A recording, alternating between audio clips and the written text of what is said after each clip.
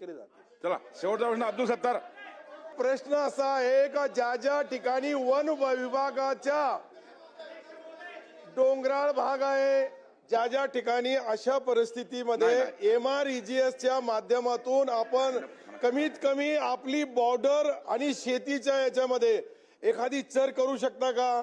ते केल्यानंतर कमीत कमी शेतीचं नुकसान होणार नाही, माणसाचं नुकसान होणार नाही। आणि आपले अधिकारी म्हणतात का ज्या ठिकाणी पिंजरा लावायला सांगितलं बिबट्या येऊन गेला, ते खरा येऊन गेला का, कोणाचं नुकसान झालं का, त्यानंतर आम्ही लावू। आज आपण असा आदेश द्या का ज्या ज्या ठिकाणी बिबट्या दिसतील त्या त्या ठिकाणी तुम्हाला त्यांना पिंजरे लावून त्यांना धरण्यात येईल, असं तरी आदेश द्यायला पाहिजे। बेजबाबदारपणाने काही अधिकारी खालीच बोलतात का जेव्हा नुकसान होणार नाही आम्ही करणार नाही।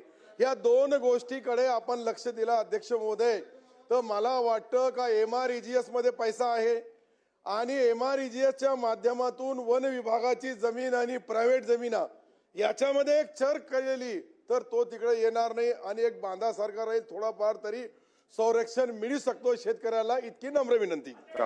सन्माननीय अध्यक्ष महोदय, ज्येष्ठ सदस्य अब्दुल सत्तारजींनी सांगितल्या पद्धतीनं त्या ठिकाणी शेतकऱ्याची जमिनी वन याच्या बॉर्डरवर बांबूची 60 फुटाची रोपं लावण्याचं आम्ही ठरवलेलं आहे आणि जमलं तर चर पण खोदू। त्याचबरोबर त्यांनी या ठिकाणी सांगितलेलं की लोकांच्या मध्ये जी भीती निर्माण होते ती भीती दूर व्हायला पाहिजे। तुम्ही सांगितल्याप्रमाणे अधिकारी विचारणार नाहीत, एखाद्या आमदारांनी पत्र दिलं तर त्या ठिकाणी पिंजरे लावण्याचं काम होईल, ही शहानिशा करायची गरज नाही।